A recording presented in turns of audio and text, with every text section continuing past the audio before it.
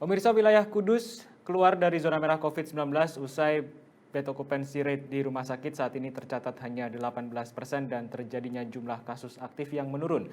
Dan untuk sementara kini ada 6 kecamatan di Kudus yang masuk dalam zona kuning, bahkan ada 2 kecamatan yang masuk dalam zona hijau. Di RSUD Lukmono Hadi Kudus yang sempat terjadi antrean pasien di depan IGD pada beberapa waktu lalu kini sudah tampak lengang. Sementara Direktur RSUD Lukmono Hadi Kudus Dr. Aziz Akhyar mengatakan bahwa masih terlihat sejumlah pasien dirawat. Namun secara umum bed occupancy rate di rumah sakit ini sudah turun dan tinggal 18%. Dibandingkan pada awal bulan Juni lalu di mana bed occupancy rate di RSUD Lukmono Hadi Kudus bisa mencapai 99%. Bupati Kudus Hartopo juga menuturkan saat ini Kudus sudah dalam zona kuning. Sementara dari data yang ada, 6 kecamatan kini sudah masuk dalam zona kuning, bahkan ada 2 zona hijau, meskipun masih ada beberapa titik yang masih dalam zona merah. Sementara dari data tim Satgas Kudus per hari pada 1 Agustus, jumlah kasus aktif ada di angka 225 kasus dengan kasus baru sebanyak 7 kasus. Sementara pasien yang dirawat 70 orang dengan pasien dengan status isolasi mandiri sebanyak 155 orang.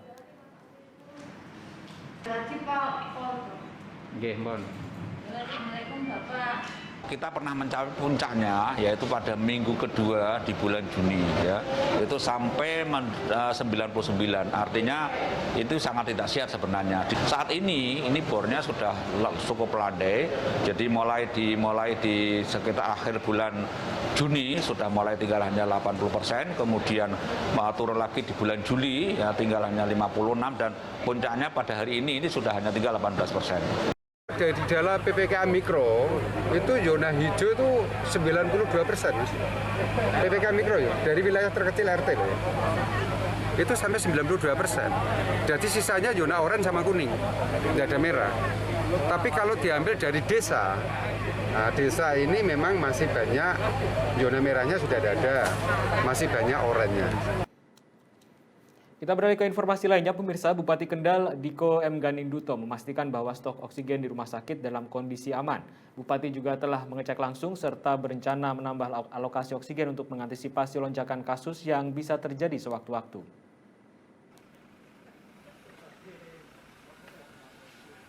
PPKM darurat memberikan dampak positif terhadap turunnya angka pasien COVID-19 yang dirawat di rumah sakit serta menurunnya rata-rata konsumsi oksigen. Dari pemakaian sebelumnya yang bisa mencapai 2.000 sampai dengan 2.500 meter per kubik per hari, kini penggunaan oksigen di RSUD Kendal hanya berada di kisaran 1.000 sampai dengan 1.200 meter kubik per hari. Pasokan oksigen juga menjadi perhatian sebagai kebutuhan vital rumah sakit agar tidak terjadi kelangkaan. Bupati Diko M. Ganinduto juga memastikan bahwa stok oksigen di rumah sakit yang berada di wilayah Kendal dalam status aman. Bupati bahkan berencana menambah alokasi oksigen di rumah sakit untuk mengantisipasi lonjakan kasus yang bisa terjadi sewaktu-waktu.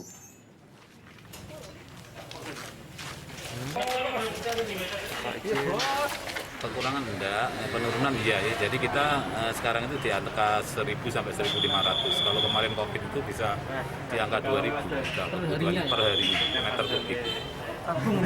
Itu ya kalau kita kan ada liquid itu yang untuk sentral ya. Kalau tabung itu biasanya kita untuk yang di IGD atau yang untuk injeksi kalau itu habis. Untuk oksigen, alhamdulillah tadi kita pantau juga aman sampai hari ini, tidak ada kendala. Memang juga kondisi COVID-19 yang ada di Kendal juga sudah mulai menurun. Kita bisa lihat dari kasus aktifnya maupun dari bornya sudah di bawah 50%. Ini udah relatif aman. Tapi juga kita untuk memastikan kalau ke depan ada timbul lagi peningkatan COVID-19, kita memastikan bahwa jangan sampai ada permasalahan terkait oksigen. Selanjutnya ada Bank Indonesia Surakarta yang memberikan bantuan tabung oksigen kepada rumah sakit dan juga fasilitas kesehatan di Kota Surakarta. Bantuan diberikan untuk mengamankan ketersediaan oksigen di fasilitas kesehatan yang ada di sana.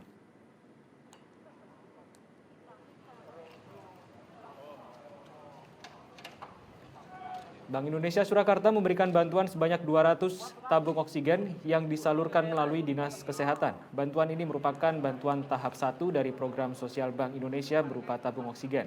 Dan penyaluran bantuan dilakukan sebanyak 3 kali, yakni 76 tabung di hari pertama dan juga 24 di hari kedua. Dan akan dilanjutkan dengan pemberian 100 tabung pada tahap yang ketiga. Sementara sasaran bantuan adalah ketersediaan oksigen bagi 8 rumah sakit, 17 puskesmas, dan public safety center. Bantuan ini salah satunya diberikan untuk membantu penanganan pandemi COVID-19 terutama di wilayah Surakarta.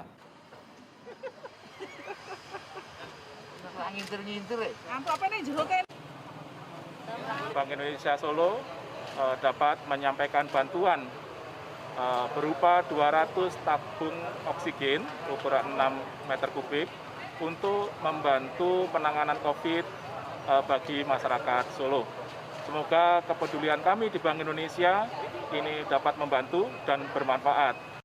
Ini luar biasa sekali di tengah pandemi seperti ini, di mana angka penyebaran COVID di Kota Solo dan Solo Raya ini masih fluktuatif. Ini sumbangan tabung oksigen ini tentunya sangat berguna sekali. Ya, harapannya ke depan semoga angka COVID di Solo bisa segera landai, bisa segera menurun. Kita beralih ke kasus oksigen tabung seharga 6,8 juta rupiah di Kabupaten Pekalongan yang membuat Bupati Pekalongan mengalami perbedaan pendapat dengan Kapolres Pekalongan. Bupati menganggap bahwa penjualan oksigen tabung di atas harga eceran tertinggi adalah menyalahi aturan pemerintah pusat dan harus ditindak tegas. Sementara Kapolres menganggap harga oksigen di atas HET wajar karena pemerintah pusat sendiri belum menentukan HET di masa pandemi. Penanganan kasus hukum mafia oksigen di Kabupaten Pekalongan menimbulkan persoalan baru.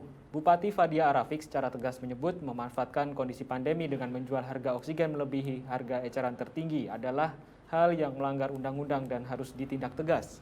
Sementara Kapolres Pekalongan AKBP Darno menyebut bahwa penjualan oksigen di atas HET di masa pandemi adalah hal yang wajar karena belum adanya penyesuaian harga pasar.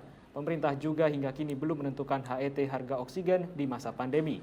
Adapun dari hasil pemeriksaan sejumlah saksi, kecil kemungkinan menemukan adanya pelanggaran karena tidak adanya bukti yang mengarah ke penimbunan, melainkan hanya pelanggaran di mana penjual memperjualbelikan oksigen dengan harga lebih tinggi dibandingkan dari harga pasaran. Polisi yang mengusut pun juga mengalami kesulitan pemirsa karena barang bukti tabung sudah tidak ada sehingga proses hukumnya juga terancam terhenti.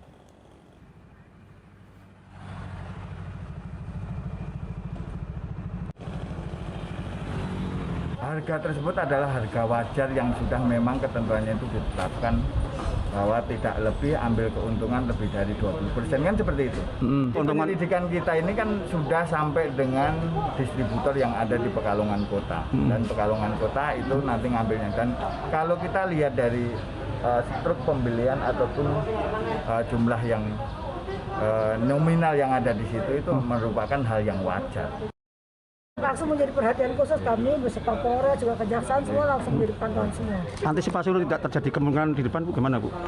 Ya dengan adanya ini bahwa mereka pikir kan tingkat desa kan nggak ketahuan ya. Tapi dengan adanya ini bahwa berita di sampai nasional loh, berita di sampai nasional sampai masuk detik.com segala itu akan membuat yang lain jerah. Ini bukan main-main bahwa kalau soal COVID memanfaatkan situasi COVID ini kita akan tidak. Baik pemirsa, jangan beranjak dulu karena masih ada sejumlah informasi lainnya yang akan kami hadirkan usai jeda. Metro News akan segera kembali.